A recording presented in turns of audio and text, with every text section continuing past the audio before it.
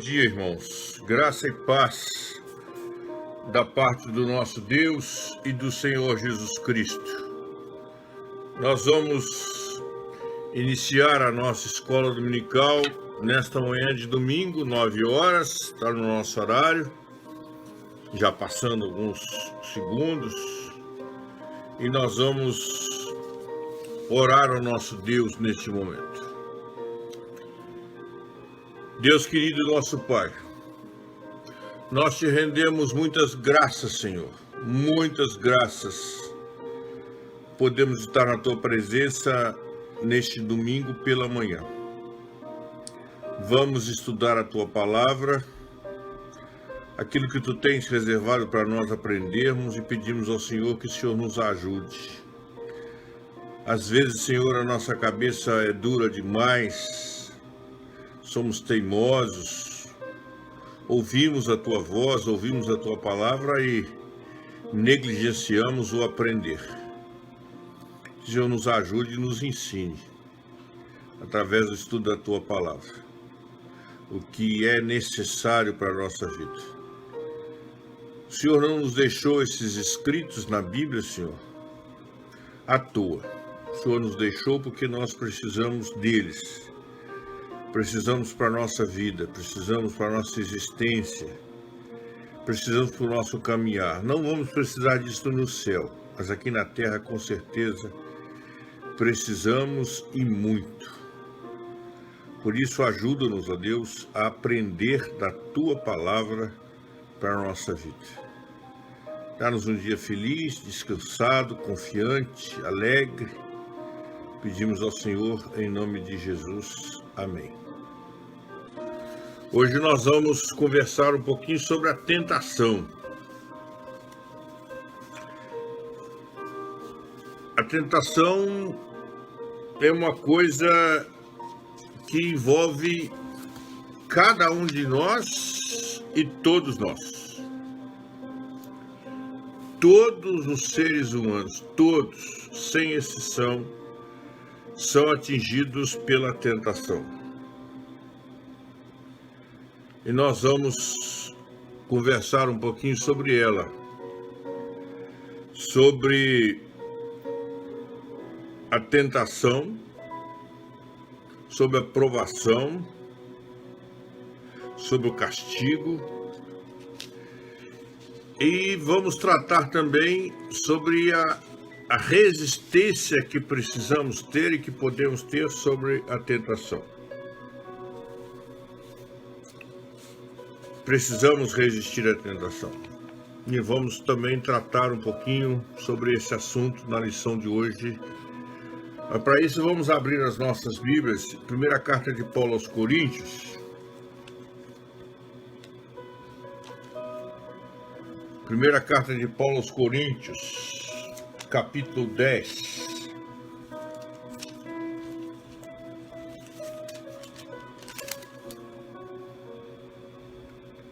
Primeira carta de Paulo aos Coríntios, capítulo 10. E observe aí, irmão, porque isso é para você, é para mim, é para cada um de nós. O que Deus nos diz através do apóstolo Paulo, no versículo 12 da primeira carta de Paulo aos Coríntios. Aquele, pois, que pensa estar em pé, veja que não caia. Deus não está falando para aquele que está de pé, não. Deus está falando para aquele que pensa que está de pé. Muitas vezes nós nos achamos muito fortes, capazes de resistir, capazes de vencer as tentações.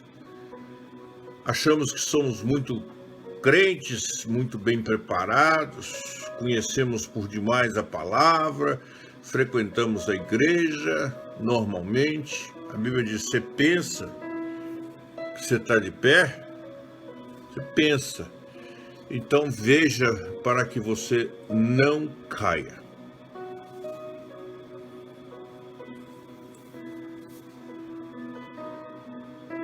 E nós gostaríamos também que os irmãos abrissem suas Bíblias, da importância lá na primeira carta de Pedro. Na primeira carta de Pedro, capítulo 5,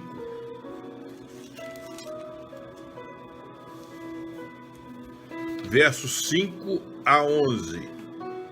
Primeira carta de Pedro, capítulo 5, versos 5 a 11.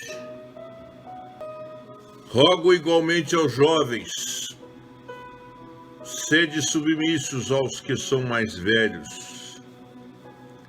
Outrossim no trato de uns com os outros, cingi-vos todos de humildade, porque Deus resiste aos soberbos, contudo aos humildes concede a sua graça.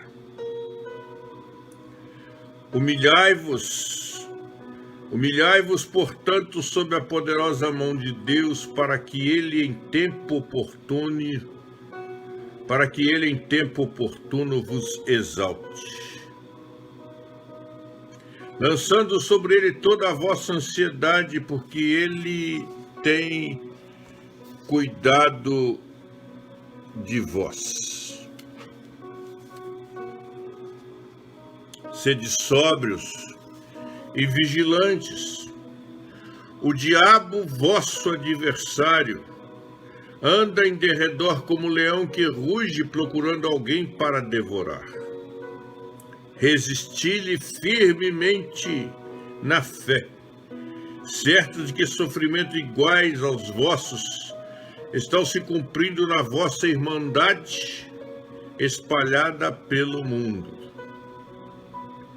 Ora, o Deus de toda graça, que em Cristo vos chamou à sua eterna glória, depois de terdes sofrido por um pouco, ele mesmo vos há de aperfeiçoar, firmar, fortificar e fundamentar. A ele seja o domínio pelos séculos dos séculos. Amém.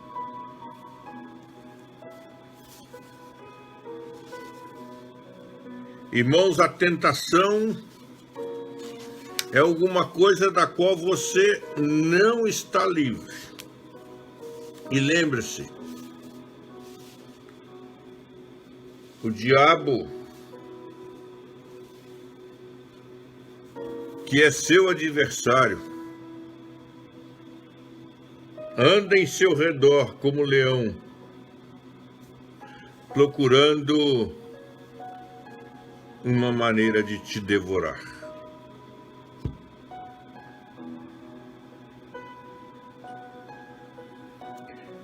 E nós vamos aprender nesta manhã, juntos, considerando esse texto, ou esses dois textos que lemos, que provação e castigo na vida cristã tem muitos pontos de contato e semelhança.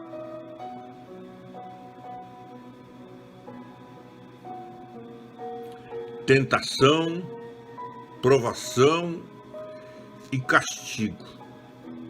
Às vezes nós confundimos muito o que é ser tentado, o que é ser provado e o que é ser castigado. E julgamos tudo no mesmo liquidificador, fazemos uma batida, achamos que é a mesma coisa, mas são diferentes. Vamos olhar primeiro a tentação, irmãos. A tentação sempre foi e é de origem maligna.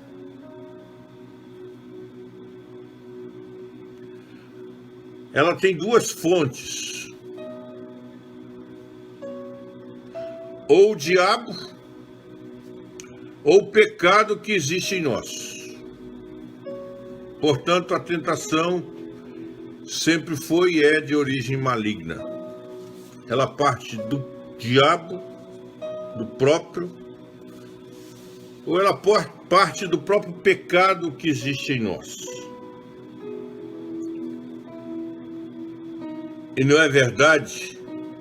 Você não lê na Bíblia, lá em Mateus, que o diabo é chamado de o tentador? Mateus, abra sua Bíblia, por favor. Mateus capítulo 4, versículo 3. Mateus capítulo 4, versículo 3, nós lemos: Então o tentador, aproximando-se, lhe disse. É isso, irmãos. O diabo nos tenta. A tentação vem do diabo ou vem do pecado que está em nós. Mas o diabo é conhecido, chamado de tentador. Deus nos diz através do apóstolo Paulo, escrevendo aos Tessalonicenses, 1 Tessalonicenses 3, versículo 5, abra sua Bíblia, por favor. 1 Tessalonicenses capítulo 3, versículo 5, a palavra nos diz: mandei indagar o estado da vossa fé, temendo o que, irmãos?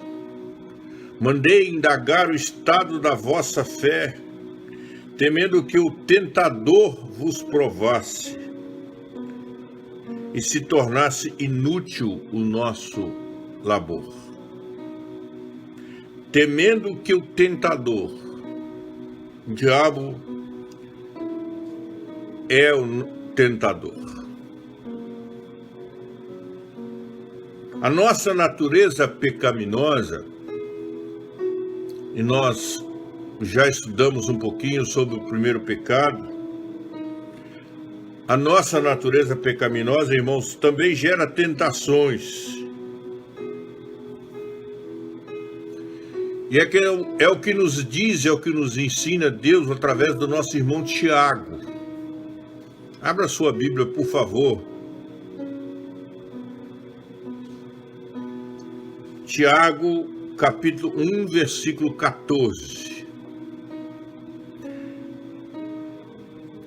Cada um é tentado pela sua própria cobiça, quando esta o atrai e seduz. Somos tentados pela nossa cobiça. A cobiça nos atrai, a cobiça nos seduz e a cobiça nos leva ao pecado. É a nossa natureza pecaminosa. Somos pecadores, irmãos. E porque somos pecadores, não podemos deixar de pecar. E o pecado que existe em mim, o pecado que existe em você, gera em nós a tentação. Mas sempre, irmãos, aprendamos e não nos esqueçamos. Deus não tenta ninguém.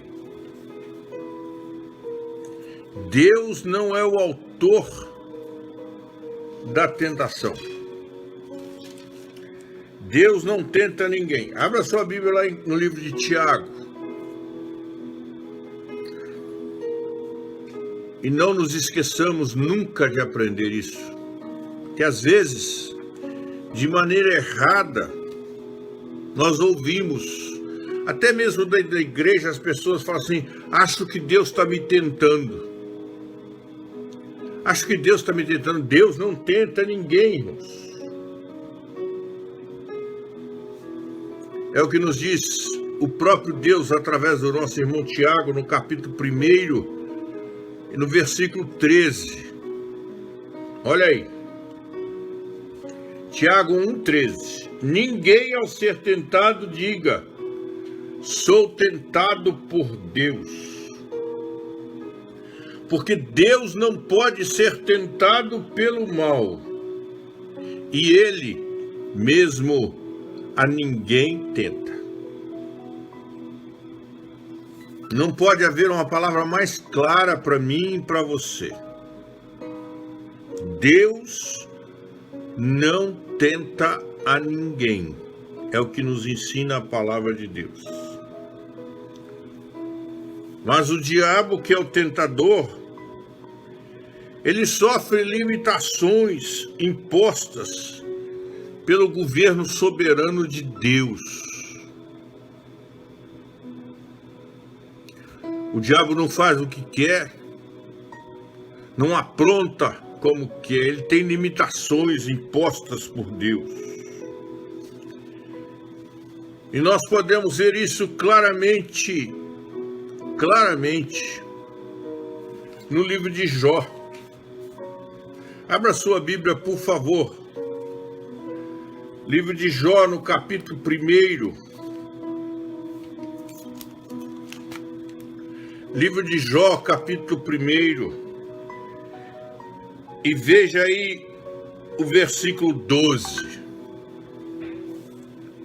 Jó, capítulo 1, versículo 12. Olha o que nos ensina a palavra de Deus. Disse o Senhor a Satanás: eis que tudo quanto ele tem está em teu poder.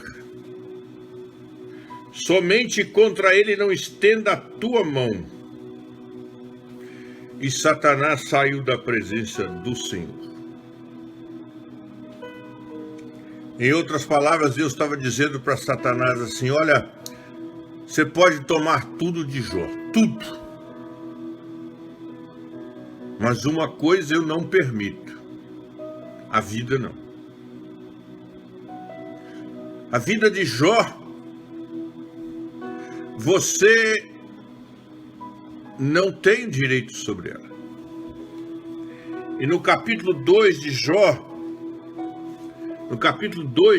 no versículo 6, o Senhor diz novamente a Satanás: eis que ele está em teu poder, mas poupa-lhe a vida. Eis que Jó está em teu poder, mas poupa-lhe a vida. Sobre a vida dele, não. Deus estabelece poder para o tentador. Portanto, irmãos, aquele entendimento de alguns de forma errada, que Satanás é todo-poderoso, não é verdade. Satanás, até o diabo está debaixo da autoridade de Deus. Deus é todo-poderoso. Deus é todo-poderoso, o diabo não. Deus estabeleceu limites. O tentador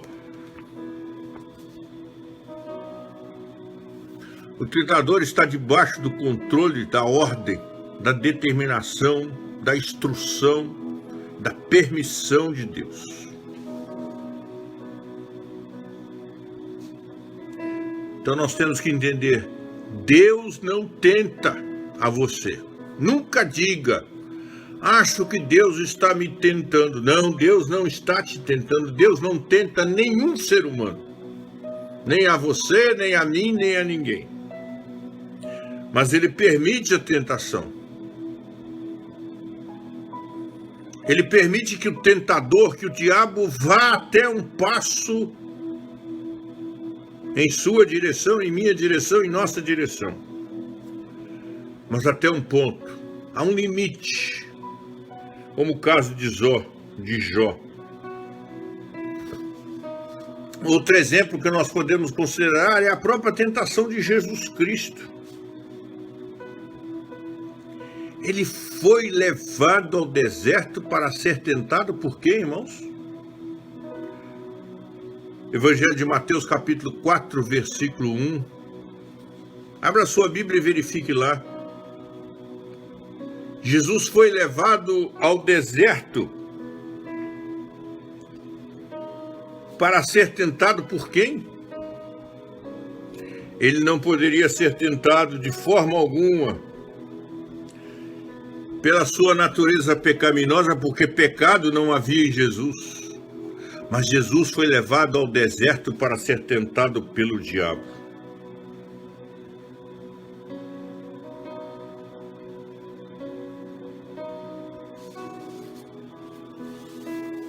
E é interessante, porque muitas vezes, ou na grande maioria das vezes, a tentação passa a ser um meio pelo qual o cristão é provado.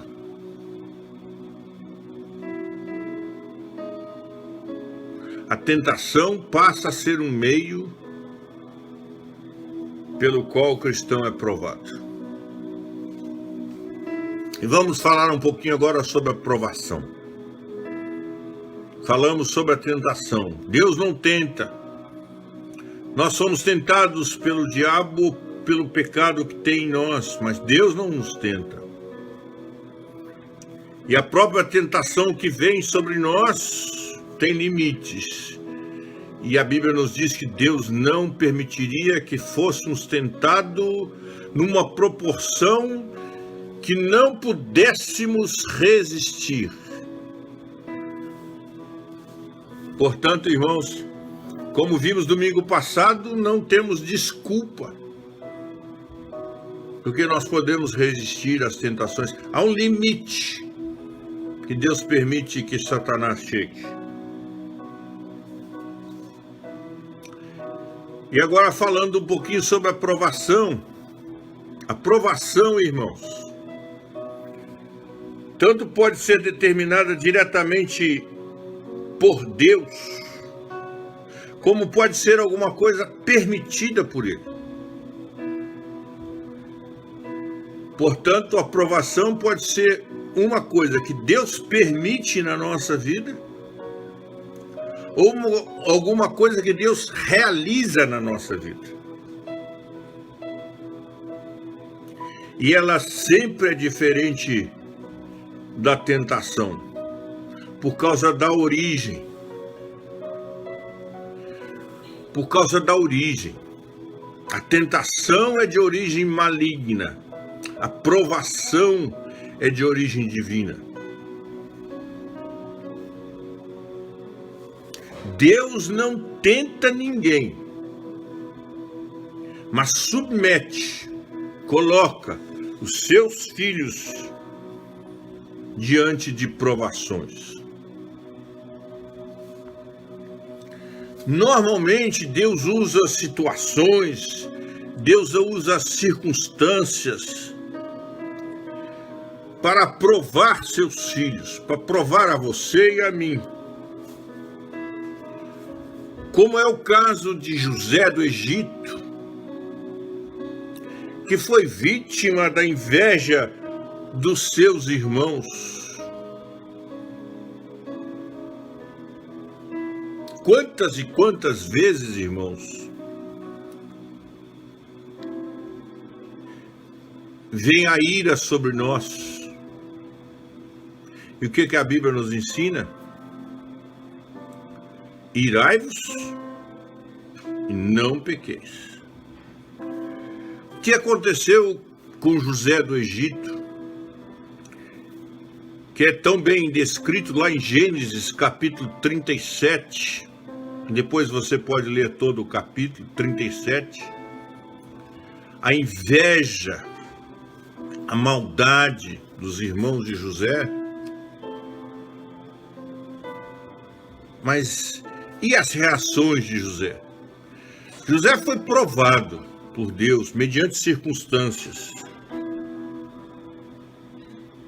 José foi provado por Deus em situações. E qual foi a reação de José?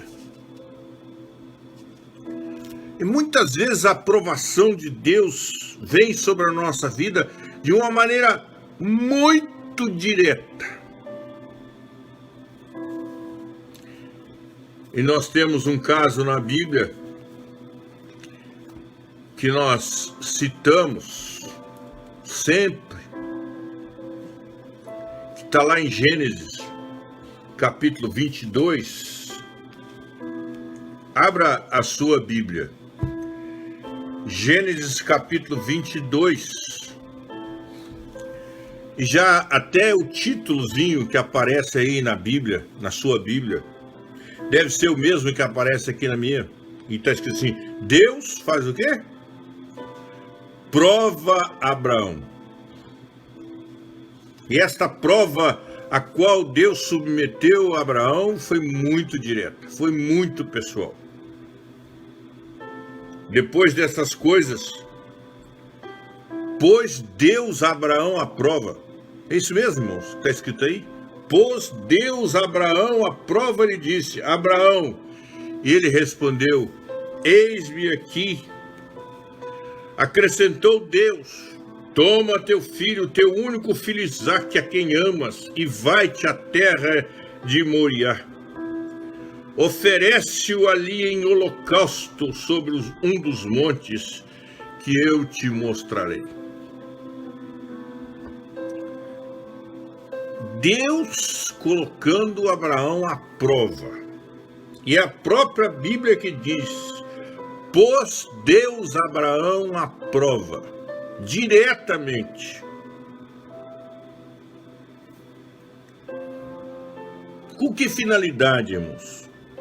Com que finalidade, com que propósito? A provação vem até a minha vida, até a sua vida. A finalidade da provação, a finalidade é capacitar você e a mim para o testemunho fiel e para o serviço consagrado de Deus. Tanto você como eu, como qualquer cristão, há de crescer, de amadurecer,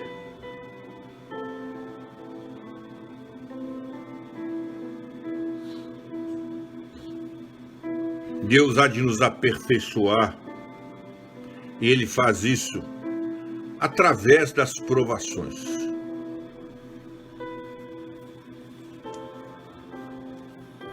Como é fácil viver, né, irmãos?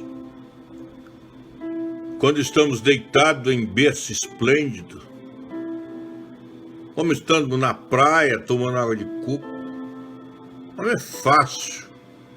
Como é fácil sorrir. Como é fácil dizer que eu sou crente, que eu confio em Deus, que Deus é fiel. Quando as finanças estão bem, quando a saúde está bem, quando a família está bem.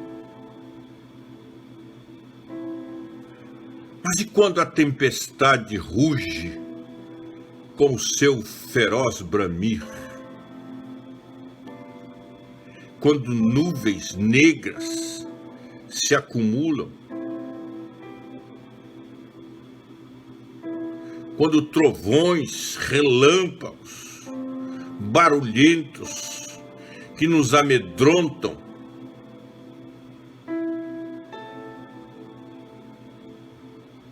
E essas provações circunstanciais, situacionais, vêm sobre nós, irmãos. Não é para nos afastar de Deus, não, é para nos aproximar de Deus. E vem, né? Algumas já vieram sobre a sua vida. Já vieram sobre a minha vida. Outras virão. Quem é que vai passar pela vida sem enfrentar um tsunami?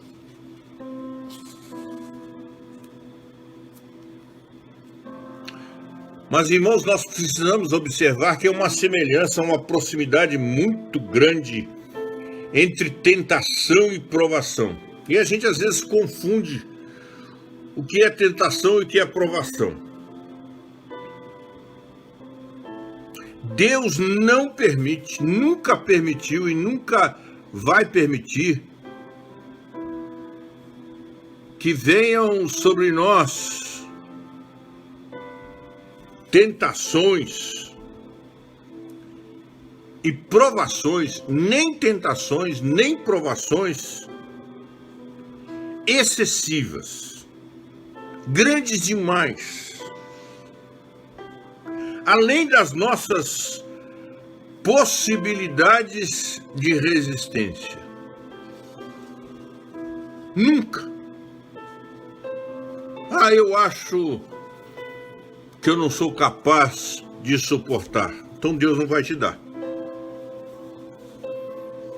E eu me lembro de uma colega de trabalho na penitenciária. Ela era diretora lá na penitenciária, onde eu trabalhava. E um dia nós conversando, ela falou assim: ô pastor, eu só peço a Deus que não me prove numa coisa.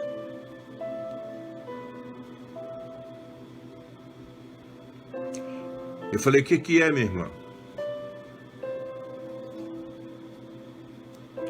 E ela me disse assim: eu peço muito a Deus que não me leve, que não me tire os meus filhos. Porque eu acho, pastor, que eu não seria capaz de suportar a perda dos meus filhos.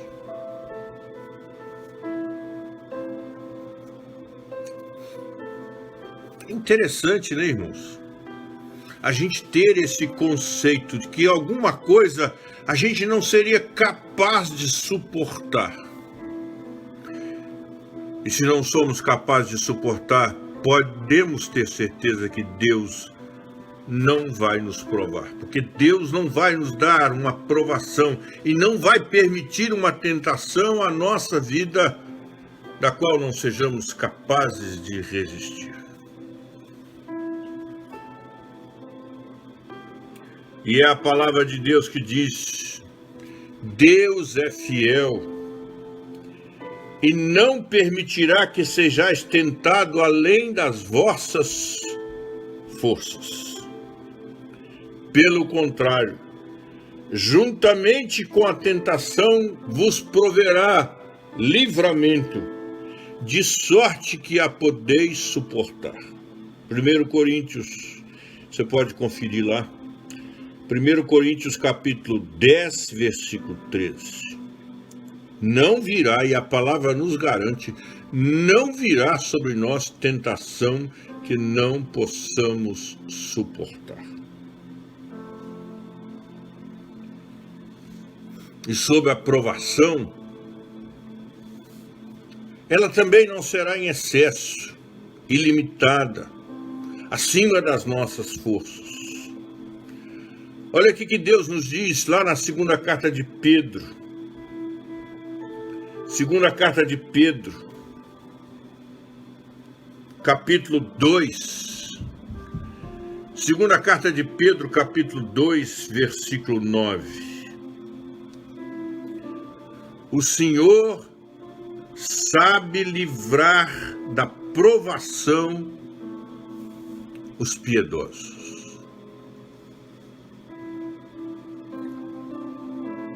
O Senhor sabe livrar da provação os piedosos.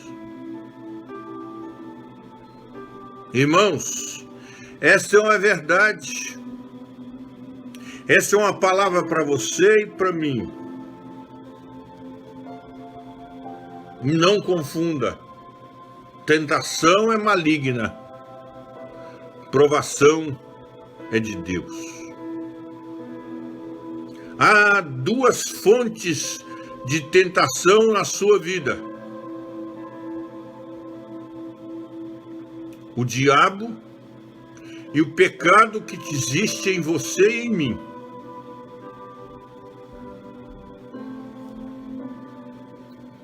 E na provação,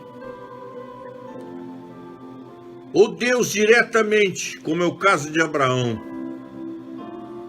a determina, ou Deus permite que ela venha sobre nós.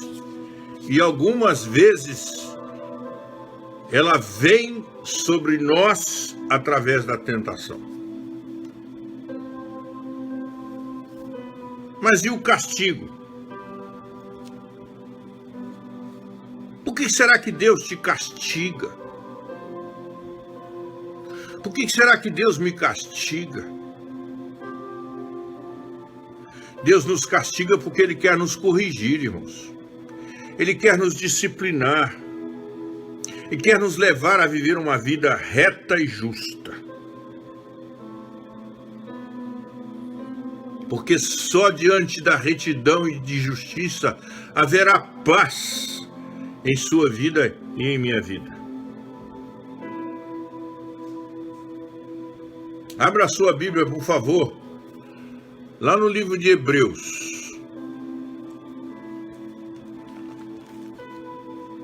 Hebreus, capítulo 12. Hebreus, capítulo 12.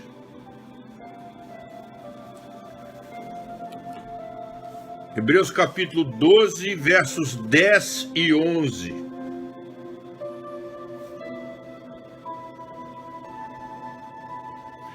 Pois eles nos corrigiam por pouco tempo, segundo melhor lhes parecia. Deus, porém, está aí, irmãos. Deus, porém, nos disciplina para aproveitamento, a fim de sermos participantes de sua santidade. Toda disciplina, com efeito, no momento não parece ser motivo de alegria, mas de tristeza. Ao depois, entretanto, produz fruto pacífico aos que têm sido por ela exercitados. Fruto de justiça. Deus nos castiga, irmãos. Deus nos disciplina, porque Deus nos ama. E aqui no texto que nós lemos,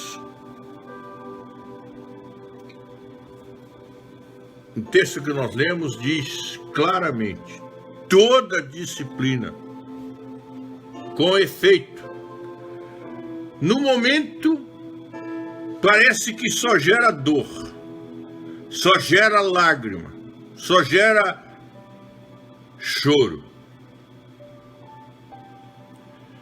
Parece que não gera nenhuma alegria. Mas depois, entretanto, produz fruto pacífico aos que a recebem. E esse fruto é fruto da justiça. Assim Deus age conosco. E assim devemos aprender, irmãos, que devemos também agir com os nossos filhos. Se você ama realmente o seu filho, discipline-o.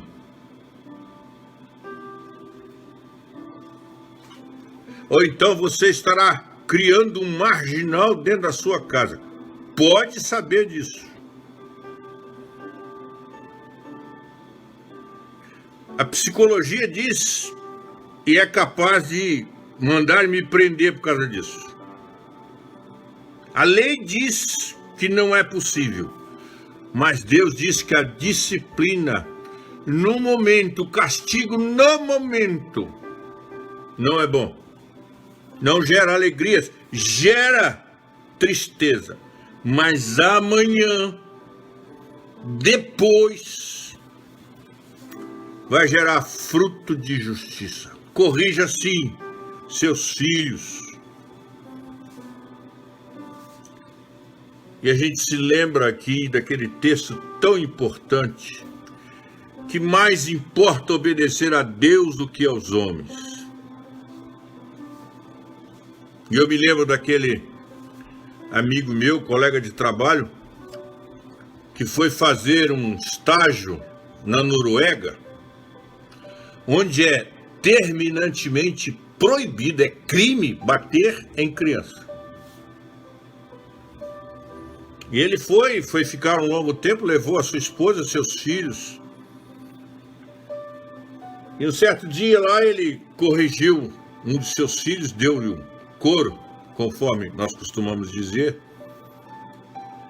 E poucos instantes depois a polícia chegou na sua casa, convocando que fosse até diante de um juiz para justificar o que ele havia feito. havia batido no seu filho. E ele foi levado. Não é opcional. Chegando lá, o juiz o questionou e disse que ele não poderia fazer aquilo, que a lei não permitia.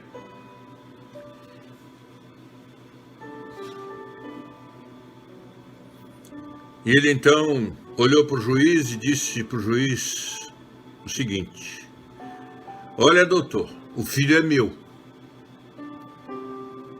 e eu vou corrigi-lo sempre que for necessário. O senhor pode mandar me prender. Eu não sou desse país, eu sou brasileiro. No meu país, naquela época ainda não era como é hoje. Também me lembro, irmãos, da menina que trabalhava aqui em casa conosco algum tempo atrás, que foi denunciada porque deu um couro na sua filha, deu um belo de um couro, como nós costumamos dizer, na sua filha de 13 anos. E a menina se encheu de razão e a denunciou. E ela foi chamada para dar explicações diante de um promotor por que havia dado aquele couro na menina, já de 13 anos. E no dia da audiência, ela chamou a sua filha, mandou que ela preparasse a sua mala e foi com a menina para a audiência levando uma mala pronta. E chegou lá o promotor, dono da razão, conhecedor de tudo, apontou para ela, acusou: a senhora não pode fazer isso com a sua filha, a lei não permite, a senhora pode ser presa, a senhora pode perder. Ela ouviu, olhou para o promotor e disse a seguinte frase para ele: olha, doutor, ela é minha filha, ela me desobedeceu, ela me desacatou e ela apanhou. Todas as vezes que ela fizer isso, ela vai apanhar. E se o senhor não quiser que isso aconteça, a mala dela está aí. Pode levá-la para sua casa. E o senhor vai perceber quem é ela. A mãe que ama, o pai que ama, corrige os seus filhos. Irmãos, essa história inventada pela Xuxa, inventada pelo Lula, inventada por esses que não têm a menor noção de quem é Deus e que Deus castiga porque ama. E que quando nós castigamos é porque nós amamos os nossos filhos e queremos ver produzido neles frutos de justiça.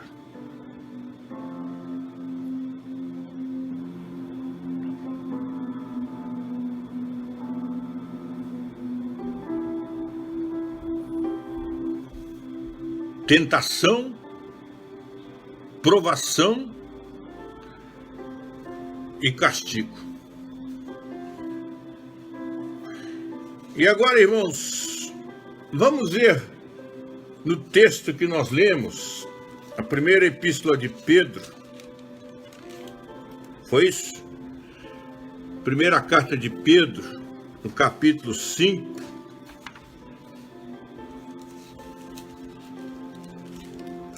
Vamos ver se nós encontramos aqui exemplos de tentação, provação e castigo.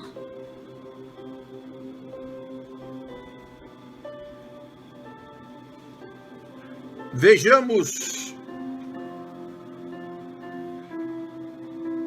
de forma maior na carta de Pedro, capítulo 1, versos 6 e 7.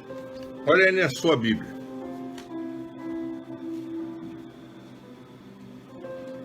Nisso exultais, 1 Pedro capítulo 1, versos 6 e 7. Nisso exultais, embora no presente, por breve tempo, se necessário, sejais contristados por várias provações, para que, uma vez confirmado o valor da vossa fé, muito mais preciosas do que o ouro perecível, mesmo apurado por fogo, redunde em louvor, glória e honra na revelação de Jesus Cristo. Irmãos, pode ser que sejamos contristados por várias provações, para que seja confirmado o valor da nossa fé. A provação faz isso, confirma a nossa fé, e é isso que Deus nos ensina através do nosso irmão Pedro.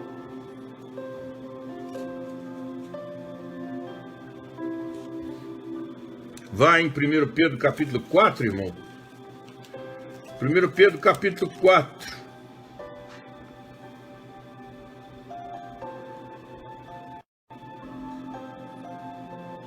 Versículo 17.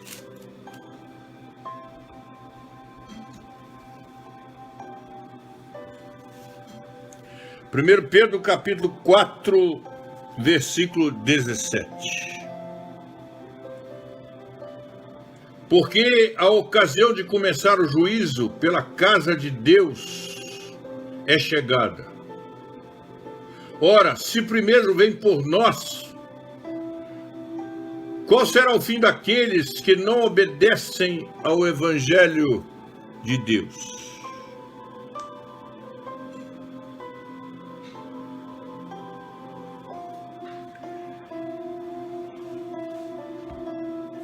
Irmãos, a Bíblia nos diz que o juízo vem pela casa de Deus. Começa em você e em mim.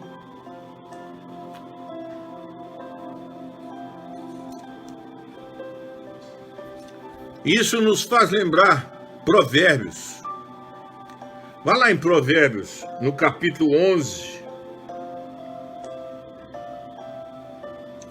Provérbios, capítulo 11. E veja o que diz o versículo 31. Provérbios 11, 31. Diz-nos a palavra de Deus: se o justo é punido na terra, quanto mais o perverso e o pecador. E somos castigados, somos punidos pelos nossos erros, pelo nosso pecado, para nos tornarmos mais parecidos com Cristo.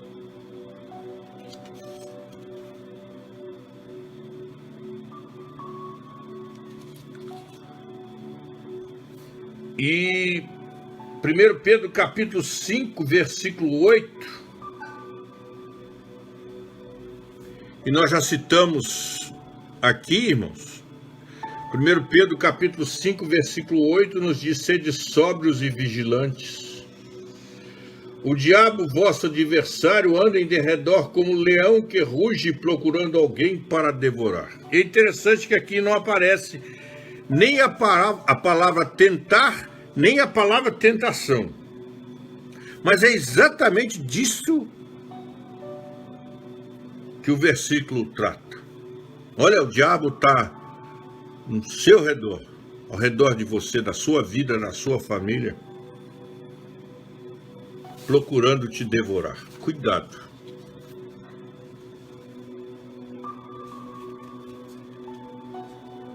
Essas experiências narradas na Bíblia, irmãos,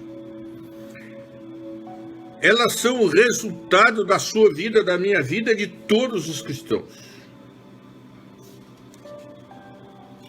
Nenhum cristão passa pela vida sem ser tentado.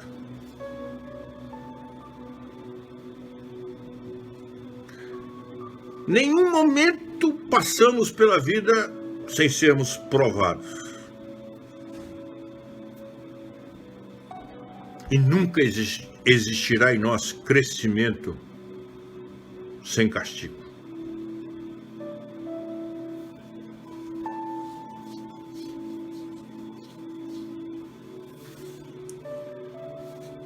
E agora, irmãos, eu quero chamar cada um de vocês, agora sim, para nós nos voltarmos para o texto de 1 Pedro, capítulo 5, versos 5 a 11, que nós lemos. Porque esse texto nos traz sérias e graves exortações e recomendações que são úteis e que são profundamente de valor para a nossa vida espiritual, para as nossas lutas e para as nossas batalhas espirituais. Nós não vamos comentar palavra por palavra, mas vamos pegar alguns destaques, algumas verdades que são fundamentais para a nossa vida. E se nós olharmos aí o versículo 5, o versículo 5 diz: rogo igualmente aos jovens, sede submissos aos que são mais velhos. Outrossim no trato de uns com os outros, cingivos todos de humildade. Porque Deus resiste aos soberbos, contudo aos humildes concede a sua graça. E aqui, no versículo 5, é interessante porque Deus, através do apóstolo Paulo, aconselha não só aos jovens, mas aconselha a todos. Aos jovens, ele diz a vocês que vocês devem ser submissos aos mais velhos.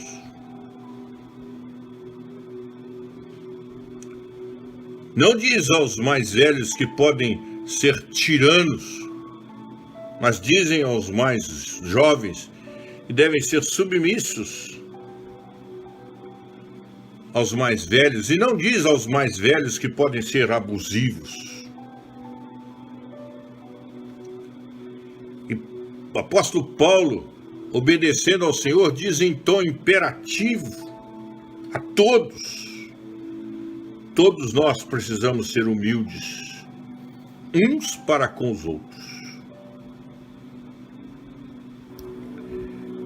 E ele cita dois motivos para a nossa humildade. O primeiro motivo é porque Deus resiste aos soberbos. Deus resiste aos soberbos. Segundo motivo é porque Deus dá a sua graça aos humildes. Devemos ser humildes uns com os outros para recebermos graça. E devemos ser humildes, não devemos ser soberbos, porque Deus resiste aos soberbos. E os soberbos são aqueles vaidosos.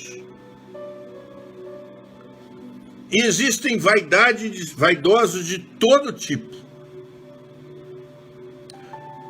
E nós costumamos achar que só os ricos, só os cultos são vaidosos. Mas entre também os fracos e os pobres existem vaidosos. Você já ouviu aquela frase? Com certeza, alguém dizendo assim: eu me orgulho de ser humilde.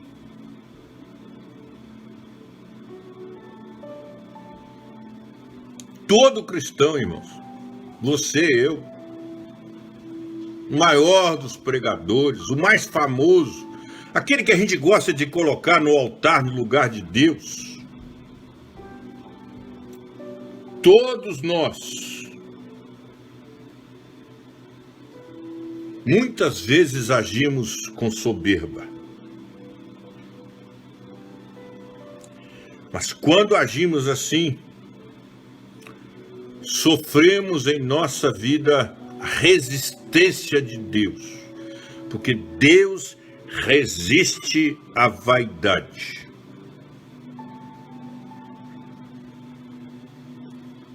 E é por isso que nós não podemos ser vaidosos. Porque se formos vaidosos, nós vamos nos tornar adversários de Deus. E nós confiamos em Deus, nós amamos a Deus. Como é que poderemos querer sermos adversários de Deus?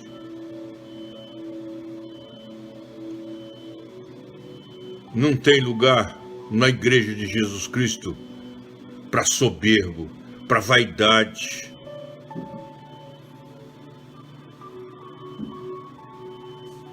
Acho que eu já contei para os irmãos.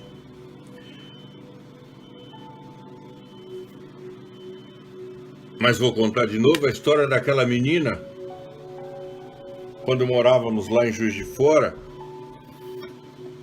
Nós fomos organizar uma mocidade, um MP numa determinada igreja.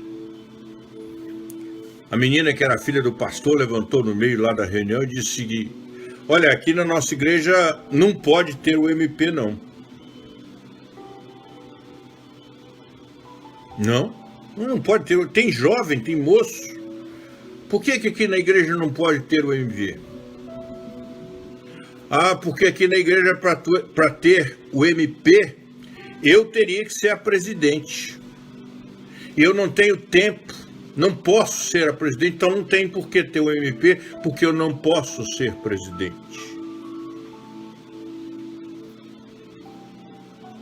Ah, meu irmão, ah, minha irmã, a vaidade nos coloca contra Deus. Deus resiste. Deus encara, Deus enfrenta os soberbos, os vaidosos. Me lembro que participávamos da eleição para oficial da igreja, ali na igreja da Mata da Praia.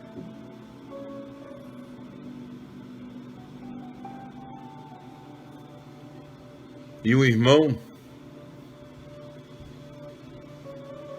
não foi eleito presbítero. Passou-se a eleição dos diáconos. E o nome dele foi muito bem votado em primeiro escrutínio. Quando foi votado, ele levantou, pediu a palavra e disse: agradeço muito aos irmãos, mas para ser diácono eu não aceito, não. Só aceitaria se fosse ser presbítero. Que tristeza, irmãos. Achar que o presbítero é maior que o diácono. E quantas vezes na igreja nós achamos isso? Que quem manda é o presbítero. Por não entendermos as funções de um, as funções de outro, achamos que o presbítero é mais importante do que o diácono. Então, para ser diácono, não. Soberba, vaidade. Deus encara essas pessoas assim. Se eu for assim, se você for assim, nós nos tornamos inimigos de Deus, adversários de Deus, e Deus vai estar contra nós.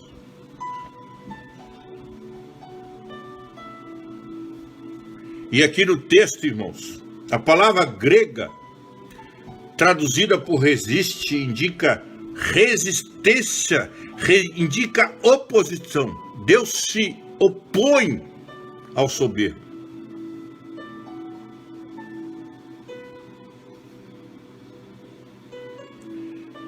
Deus não fica só na defensiva, não. Deus não fica só lamentando que você, que eu, que alguém dentro da igreja haja com soberba, não. Deus se opõe a ele. Isso é coisa muito séria, irmãos.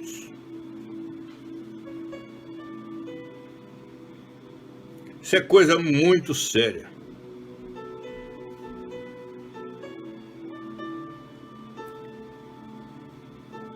E agora vamos ver por que é bom ser humilde. Versículos 6 e 7. 1 Pedro capítulo 5, versículos 6 e 7.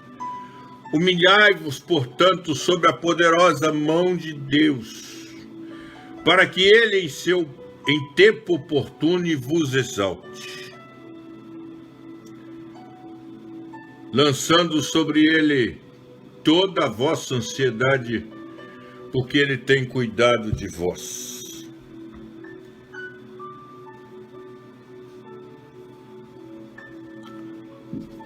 Vamos fazer um pequeno resumo desses dois versículos. Irmãos, os soberbos estão perdidos.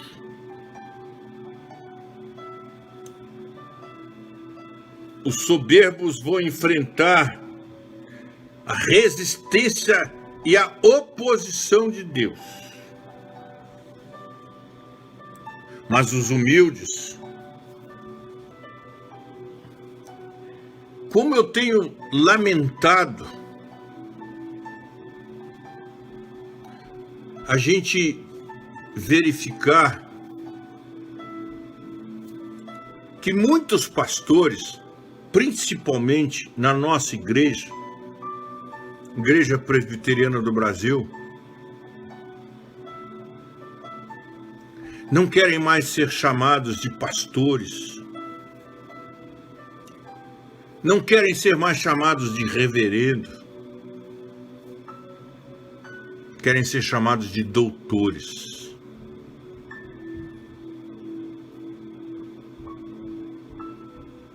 Que vaidade! É vaidade sim, irmão. Ah, mas ele fez um curso de doutorado. Não é num curso de doutorado que se torna humilde.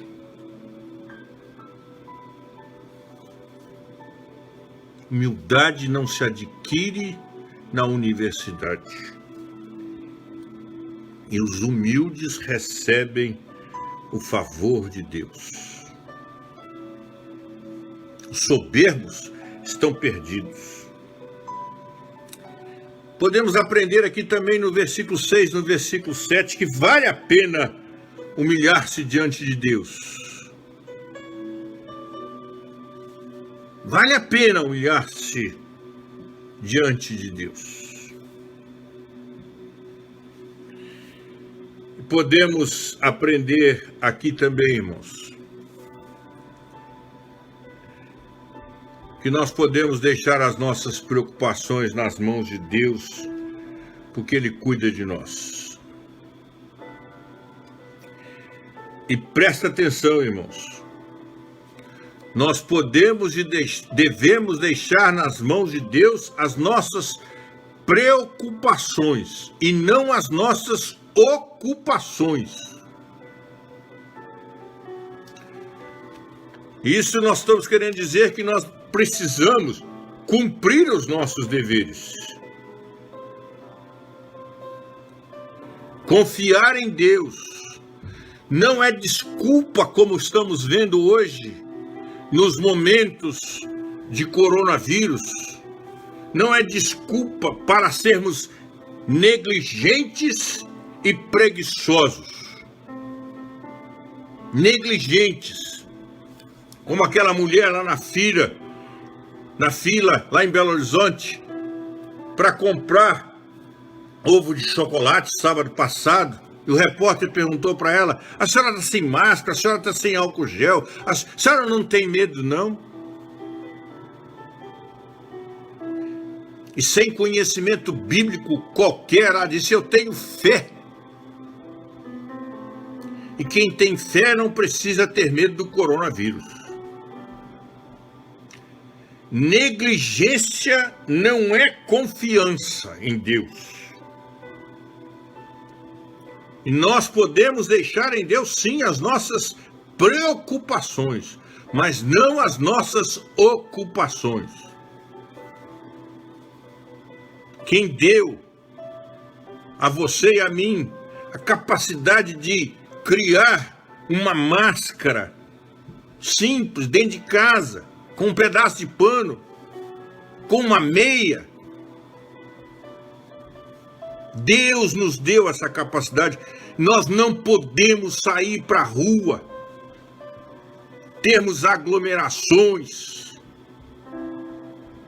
passarmos, contaminarmos. Nós não sabemos se está em nós o coronavírus. Isso é negligência, irmãos. Isso é negligência. Isso é irresponsabilidade. Isso não é cristianismo. Isso não é obediência. Não é andar com a máscara pendurada no pescoço.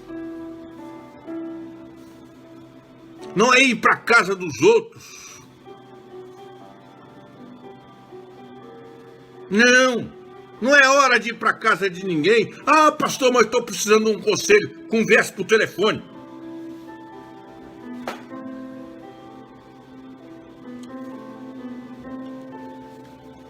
Eu estou muito triste. Ore com essa pessoa por telefone. Vocês sabem que eu não gosto de fazer oração por telefone, mas é momento de orar por telefone. Não podemos ir para a casa de ninguém. Não podemos abraçar, não podemos beijar, não podemos cumprimentar. Não podemos.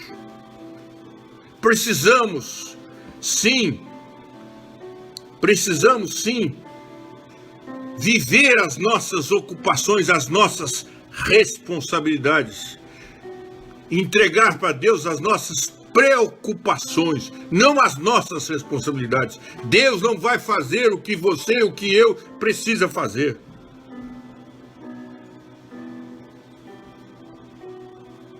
Sem desculpa, irmãos. E sem essa de fé.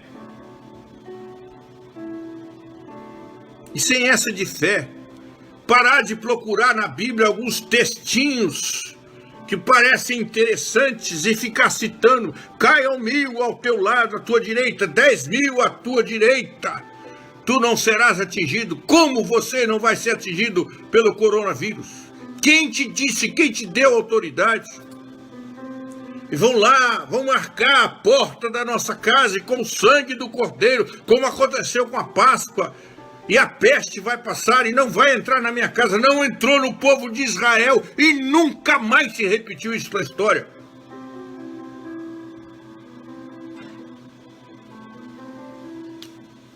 Esses crentes que não estudam na Bíblia, que não entendem do que é ser provado, estamos passando sim por um momento de grande provação. Cuidado, irmão. Cuidado para não ser negligente. E nos versículos 8, 9 e 10. Olha aí. O que o apóstolo Pedro, em nome de Deus, nos fala. Sede sóbrios e vigilantes. O diabo, vosso adversário, anda em derredor como leão que ruge procurando alguém para devorar. Resisti-lhe, firmes na fé, certos de que sofrimentos iguais aos vossos estão se cumprindo na vossa irmandade espalhada pelo mundo. Ora, o Deus de toda graça, que em Cristo nos chamou à sua eterna glória, depois de ter sofrido por um pouco, Ele mesmo vos há de aperfeiçoar, firmar, fortificar e fundamentar. Aqui, irmãos, Deus nos fala através do apóstolo Pedro das perigosas tentações de Satanás e da forma com a qual nós podemos e devemos agir.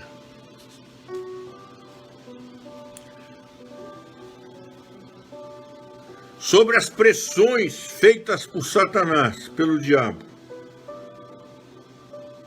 Sede sóbrios e vigilantes. Essa figura é muito forte.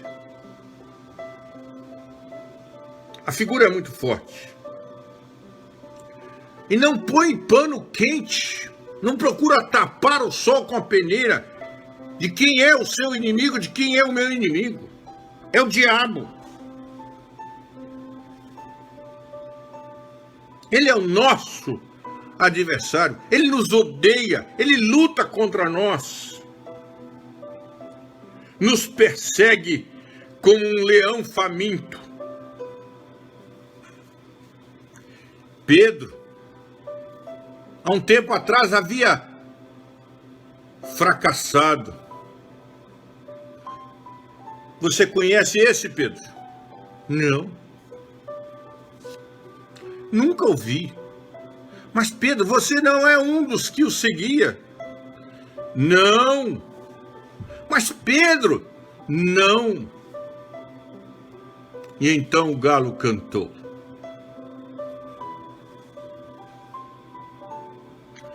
E esse mesmo homem agora é usado por Deus para nos dizer: olha, sede sóbrios e vigilantes. Abra o olho. Não diga nunca, desta água eu não bebo. Não diga nunca, jamais faria isto com Deus. Fique sóbrio e fique vigilante. E o Senhor nos disse para nós resistirmos. Versículo 9. Resisti-lhe, mas não resistam simplesmente por resistir. Resistam firmes na fé. Na fé que nos é dada, que nos é concedida por Deus. Não na fé que nós desenvolvemos, não na fé inteligente, como o Edir Macedo quer mostrar na Igreja Universal do Reino de Deus. Não, não existe inteligência na fé.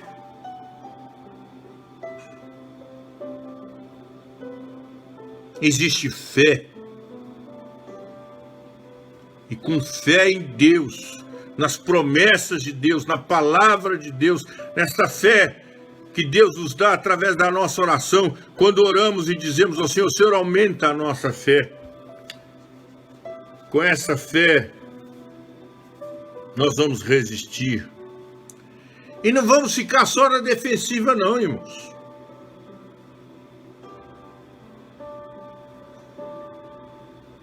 E aquilo que nós dissemos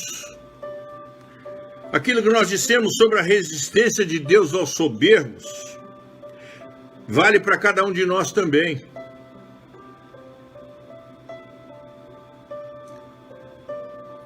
Se nós formos lá nas armas, na armadura, nós vamos encontrar grande maioria de armas defensivas, mas vamos encontrar também armas para o ataque.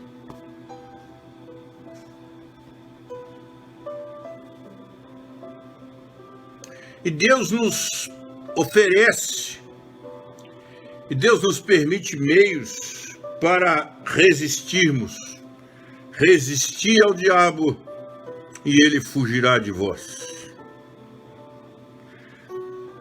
E o primeiro desses recursos é que nós nos rendamos a Deus. Nós nos rendamos a Deus. O segundo desses recursos é que sejamos sóbrios e vigilantes. Terceiro, é que sejamos firmes na fé.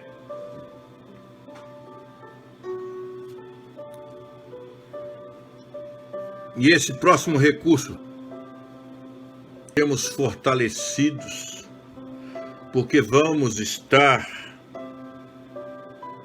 conhecendo que eles passam pelos mesmos problemas que nós e sofrem como nós. E quantos estão ausentes? Quantos que estão indo à igreja de vez em quando? Quantos? No culto de quarta-feira, meia dúzia. Toda. E tem que descansar. No culto, sou flamenguista, pastor. Ou então tem que entender, tem que receber as informações. Comunhão é recurso para resistir à tentação. E aquele velho exemplo, irmão, a brasa longe do fogo, vai apagar. Vai apagar, vai murchar, vai secar. Falta alimento.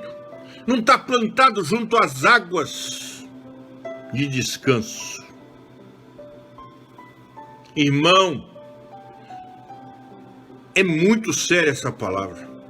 Você que está ausente da igreja, dos trabalhos da igreja,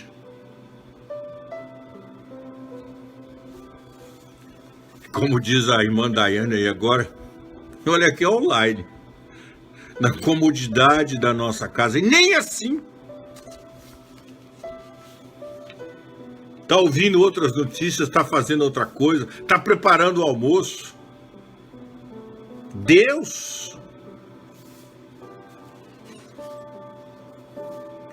Buscai, pois, em quê?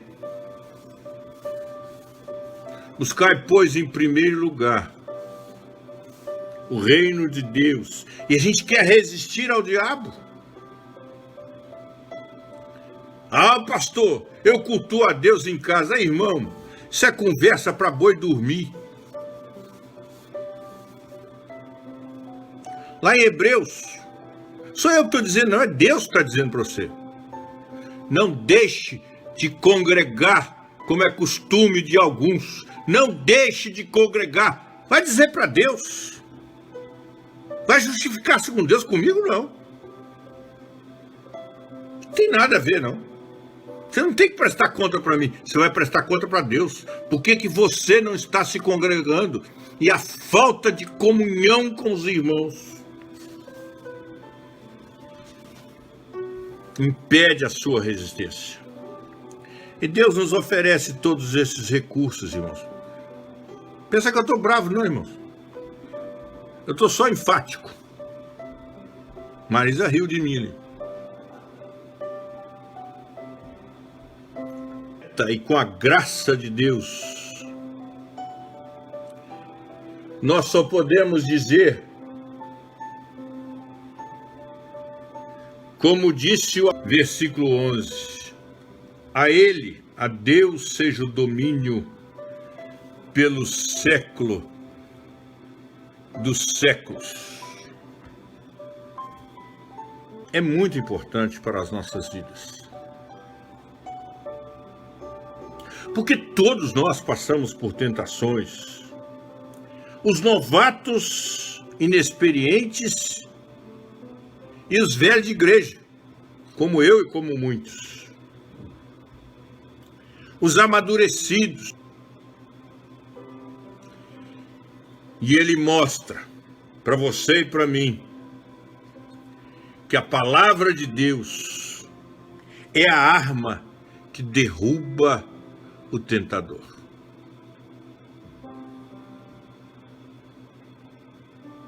E a escola dominical é momento. O seu culto doméstico é momento de estudar a palavra de Deus. O seu culto pessoal é momento de estudar a palavra de Deus.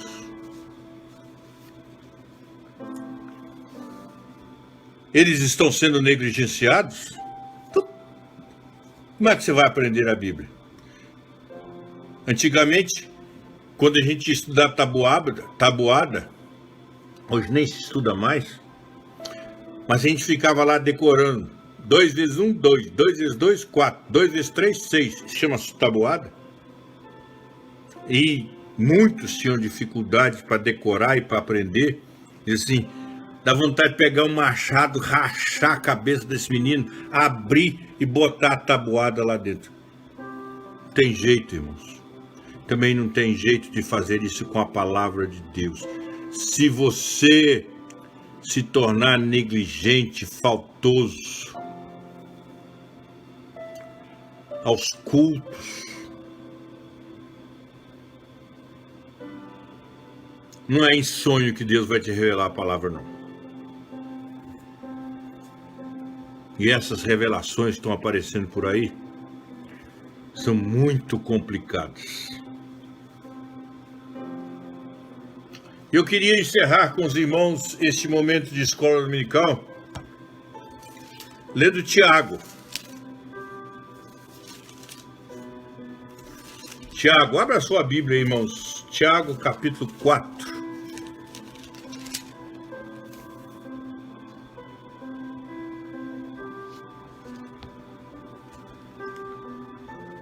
Tiago, capítulo 4, versículo 7. Tiago, capítulo 4, versículo 7 e versículo 8. Sujeitai-vos por quanto a Deus, mas resisti ao diabo e ele fugirá de vós. Chegai-vos a Deus, e ele se chegará a vós outros. Sois de ânimo dobre, limpai o coração. Não é com álcool gel, não. É com a palavra.